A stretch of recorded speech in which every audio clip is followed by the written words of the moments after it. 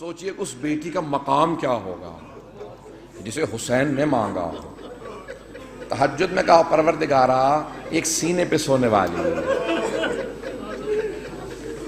اور اس کا نام سکینہ رکھوں گا کہ میری تسکین کا سبب بنے گی. آپ جب عرب میں جائیں گے تو عرب میں ایران میں نام رقیہ بتایا جاتا ہے. بہت سے لوگ کہتے ہیں نہیں وہاں تو رقیہ نام ہے آپ سکینہ کہتے ہیں. عزیزان گرامی نام پہ اختلاف ہو سکتا ہے وجود پہ اختلاف نہیں ہے. سب نے لکھا حتی طبری نے لکھا اس نے تو نام نہیں لکھا لیکن طبری تک نے لکھا اپنے تاریخ میں کہ حسین کی ایک 4 برس کی بچی تھی جس کا زندان شام میں انتقال ہو گیا تھا. اب اولاد والے بیٹھے ہیں میں سب سے کہوں گا کہ جا کے جملوں کو سنیے گا. مجھے نہیں معلوم ہمیں دوبارہ کب مہلت ملے کون اگلے برس زندہ رہے کون زندہ نہ رہے. سب کے سب آج ذرا کوشش کریں گے کہ کسی ہر آنکھ میں آنسو ہو. آج خود امام حسین کو پرسہ دینا آج سید الشہداء کو پرسہ دینا. کس کا پرسہ دینا؟ ان کی بیٹی سینے پہ سونے والی. آئیں ذرا میں پیش کروں تو مولا جب بھی سینے پہ سلاتے تھے نا تو ہر رات میں آپ نے دیکھا ہے نا ماں باپ بچوں کو کہانی سناتے ہیں تو سید الشہداء مختلف کہانیاں سنایا کرتے تھے. ایک مرتبہ شام میں کسی خاتون نے جناب سکینہ کی طرف صدقہ پھینکا. کہا بی بی یہ صدقہ ہے کھا لینا پھر میرے بچوں کے لیے دعا کر دینا. اب وہ حسین کی بیٹی سے جلال آ گیا. کہا تم نہیں جانتی ہم آل محمد ہیں ہم پہ صدقہ حرام ہے. وہ فوراً دوڑتی ہوئی گھر گئی. کہا میں نظر کی کھجور لائی ہوں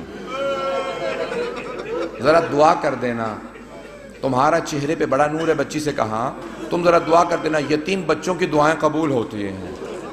تو جناب سکینہ نے کیا کیا ننھے ننھے ہاتھ اٹھائے.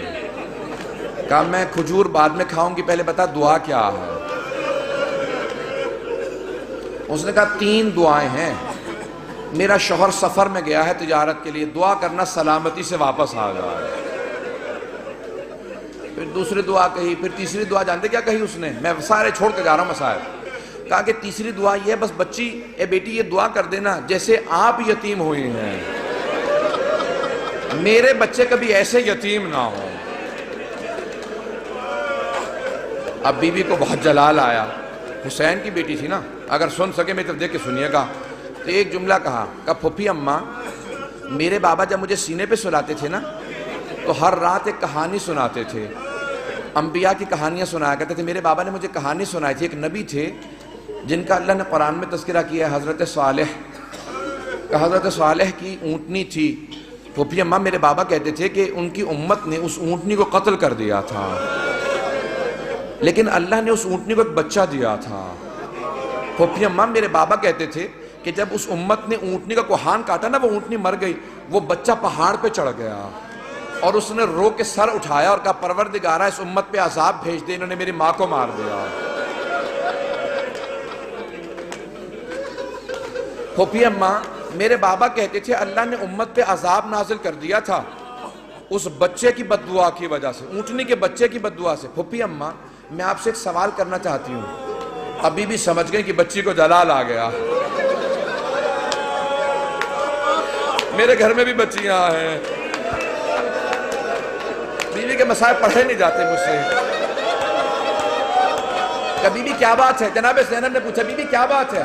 کہا پھوپھی اماں میں ایک سوال کرنا چاہتی ہوں مجھے بس اتنا بتا دیں اس اونٹنی کے بچے کا مقام زیادہ تھا یا میرا مقام زیادہ ہے؟ کہا بی بی کیا بات ہے؟ کہا پھوپھی اماں میں بد دعا کروں گی آپ آمین کہیے گا. پھوپھی اماں یہ جو تازیانے مارتے میں ان کے خلاف بد دعا کرنا چاہتی ہوں. جناب زینب نے کہا بی بی بد دعا سے پہلے بابا کے سر کو دیکھ لینا. آپ کے بابا نے بد دعا نہیں کی. اب کیا کہا جناب سکینہ نے؟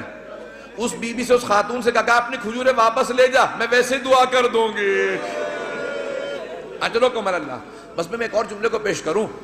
بی بی پہ بڑے مسائل میں سارے مسائل چھوڑتا ہوا گزر رہا ہوں. پتہ نہیں میں آج پڑھ پاؤں گا کہ نہیں پڑھ پاؤں گا. شہادت میں پوری نہیں پیش کر سکوں گا. مجھے نہیں لگتا کہ میں شہادت پڑھ پاؤں گا. جملے سنیں گے. جب شام غریبہ میں جناب سکینہ کو تماچے لگے نا اور بی بی بے ہوش ہو کے گر گئے آپ نے کبھی دیکھا 3.5 برس کے بچے بے ہوش ہو جا؟ کبھی 3.5 برس کے بچے بے ہوش نہیں ہوتے، انہیں پتہ ہی نہیں ہوتا، نہ جانے کتنے تماچے لگے ہوں گے کہ بیوی بے ہوش ہو گئی۔ جب بے ہوش ہو گئی نا تو چاروں طرف سے بیویوں نے ماتم شروع کیا، آنسو بہنے لگے، جناب سکینہ کے چہرے پہ گرے، ہوش آ گیا۔ کچھ ہی دیر میں پانی آیا، مجھے نہیں پتا پانی کون لایا، کچھ کہتے ہیں ہر کی بیوہ تھی وہ لے کے آئیں، کون لایا مجھے نہیں معلوم، تاریخ سے میرے نزدیک ثابت نہیں، لیکن یہ پتا پانی آیا۔ جب پانی آیا نا تو جناب سکینہ کو سب سے پہلے پانی پیش کیا گیا، ایک کوزے میں ڈال کے کہا بی بی آپ پانی پی لو۔ تو جناب سکینہ نے ایک سوال کیا کہ پھوپھی اماں آپ نے سب سے پہلے پانی مجھے کیوں دیا؟ کہا بی بی آپ سب سے چھوٹی ہیں، آپ کیونکہ سب سے چھوٹی ہیں اس لیے آپ کو پانی پیش کیا۔ اب ایک مرتبہ بی بی سکینہ نے کوزہ ہاتھ میں لیا، مقتل میں اتر گئیں۔ جناب رباب نے آواز دی، جناب زینب نے کہا بیٹی کہاں جا رہی ہو؟ کہا پھوپھی اماں آپ نے کہا کیونکہ میں سب سے چھوٹی ہوں، لیکن مجھ سے چھوٹا میرا بھیا علی اصغر ہے، میں پہلے اصغر کو پانی دوں گی۔ اجرکم اللہ، اجرکم اللہ۔ بس بھئی اب شاید آپ برداشت نہ کر سکیں، اس کے بعد میں دعا نہیں کرا پاؤں گا۔ جب راستے میں چل رہے تھے نا، امام سجاد کہتے ہیں میری بہن کے سوالوں نے مجھے بہت رلایا۔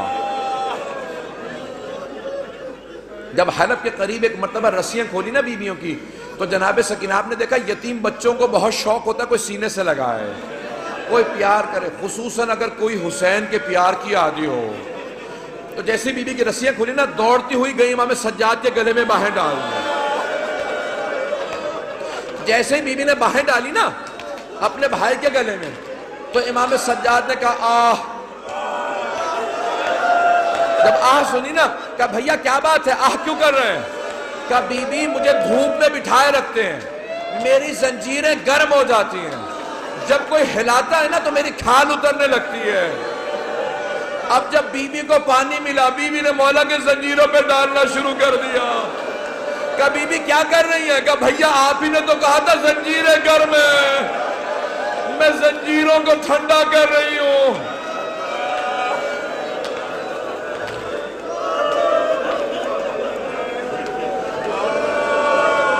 اجرکم اللہ، اجرکم اللہ۔ بی بی کی شہادت کی 3 روایات ہیں۔ میں بار بار شہادت کیوں کہہ رہا ہوں؟ جو طبیعی موت مرتا ہے نا اسے کہا جاتا ہے وفات، اور جو ظلم سے مرتا ہے اسے کہا جاتا ہے شہید۔ اب بی بی پہ تو بڑا ظلم ہوا تھا نا، اب لوگ برداشت نہیں کر پائیں گے۔ میں شہادت کی ایک روایت صرف پیش کرنا چاہتا ہوں اگر سن پائیں، لیکن میں ایک سوال کروں آپ سے، اگر کوئی کسی کے بچے کو تماچا لگا دے، ماں باپ سامنے کھڑے ہوں کیسی کیفیت ہو جاتی ہے؟ خصوصاً اگر ماں بیوہ ہو۔ جب شام غریبہ میں بی بی کو تماچا لگا نا تو جناب رباب نے بڑی حسرت سے جناب زینب کو دیکھا، کیوں کہ بی بی میری بچی کو بچا لو۔ جناب زینب نے کہا رباب اب مجھے مت دیکھنا، میرا عباس نہیں رہا۔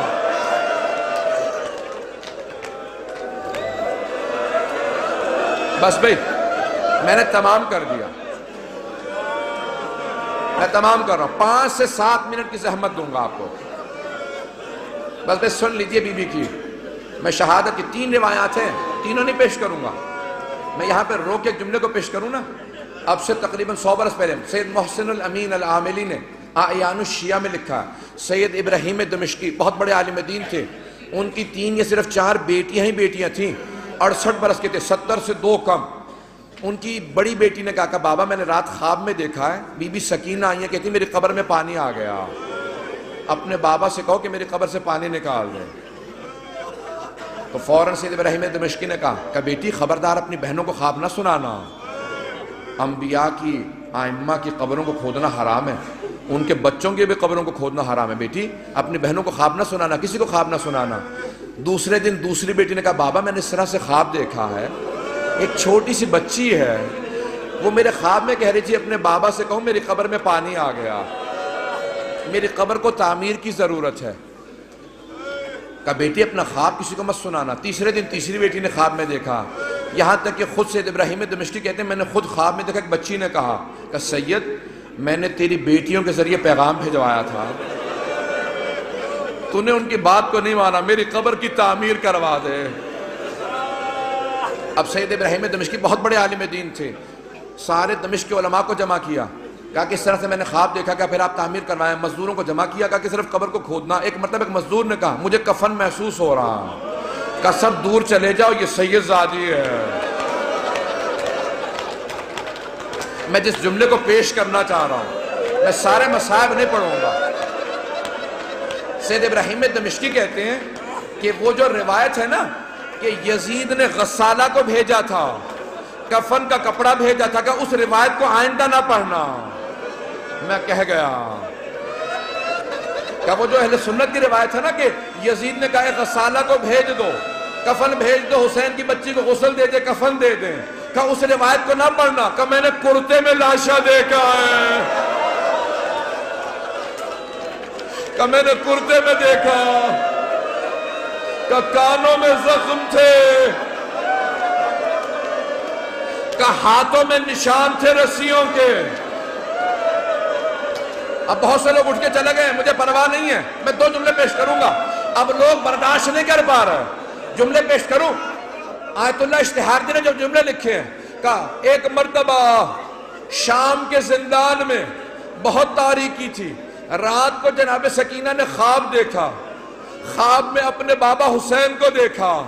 ایک رو کے جملہ کہا بابا اب مجھے چھوڑ کے مت جانا, بابا شمر نے مجھے بڑے تماچے مارے, بابا میں مسلسل چچا عباس کو پکارتی رہی, میں نے بہت کہا امو میری مدد کو, بابا اب مجھے ساتھ لے جاؤ, میں جینا نہیں چاہتی. اتنے میں بی بی کی آنکھ کھل گئی, فوراً آواز دی, کہا اماں میرے بابا بھی یہیں کھڑے تھے. کہاں ہے میرے بابا, مجھے لینے آئے تھے. سوگنامہ محمد میں آیت اللہ اشتہاردی کہتے ہیں ساری بیویاں رونے لگی.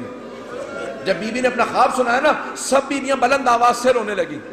کہا ایک مرتبہ یزید نے آواز سنی, اٹھ گیا, کہا کیا بات ہے, یہ کیوں رو رہی ہیں, مجھے آرام کیوں نہیں کرنے دے رہے. کہا ایک بچی ہے بار بار کہتی مجھے اپنے بابا کے پاس جانا. کہا کون ہے اس کا باپ, کہا وہ حسین کی بیٹی ہے.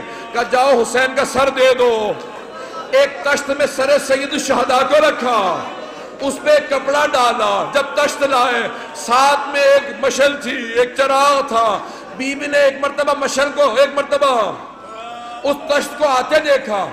بی بی نے کہا اب مجھے کھانا نہیں چاہیے, مجھے کوئی پیاس نہیں, بھوک نہیں ہے, مجھے بابا کے پاس جانا. اس نے تشت سے کپڑا ہٹایا, بی بی نے بابا کے سر کو دیکھا, کہا بابا جب خیمے سے گئے تھے آپ کی رگیں کٹی ہوئی نہیں تھی, بابا میری محبت کا واسطہ میرے پاس آ جاؤ. ایک مرتبہ تشت سے سر اٹھا, بی بی نے آغوش میں لیا, اپنے گال کو امام حسین کے رخسار پہ رکھا, کہا بابا مجھے لے جاؤ, میں زندان میں نہیں رہنا چاہتی. ایک مرتبہ بیویوں نے ہلکا باندھا, رونا شروع کیا, دیکھا بچی گر گئی.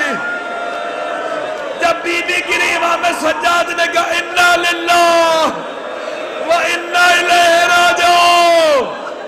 بیویاں سمجھ گئی اب بچی نہیں رہی. امام سجاد نے زندان میں قبر کھو دی. جب لاشا ہاتھوں پہ لیا, آواز دی, او 72 کے عزادار بابا اپنی بیٹی کے لاشے کو لے لو.